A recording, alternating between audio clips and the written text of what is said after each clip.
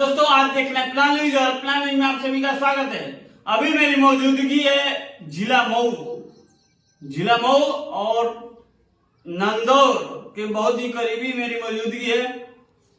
गांव का नाम मीरपुर टरवा में मैं मौजूद हूं और मैं जानने का प्रयास करना चाहता हूं प्रधान जी जो 4 साल का कार्यकाल लेके चले हैं और 1 साल इनका अधूरा रह गया है, मैं जानने का प्रयास करना चाहता हूं। प्रधान जी मैं ये सबसे पहले आपका परिचय हो जाए। मैं सुरेश यादव प्रधान जी मीरपुर के दरियाबाद जी टणवा का निवासी हूँ जी।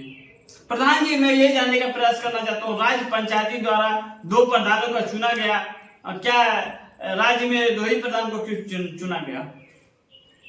अब इसके बारे में वही लोग बताएंगे। काम तो सभी प्रधान करा रहे हैं अपने हिसाब से, जो बजट आ रही है सरकार की, हम लोग भी धरातल पर कर रहे हैं जी।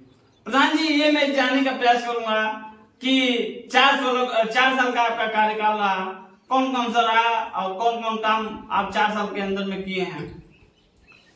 इंटरलॉकिंग, पोखरी खुदाई और यही सब मनरेगा कार्य जो होता है वो चल रहा है जी।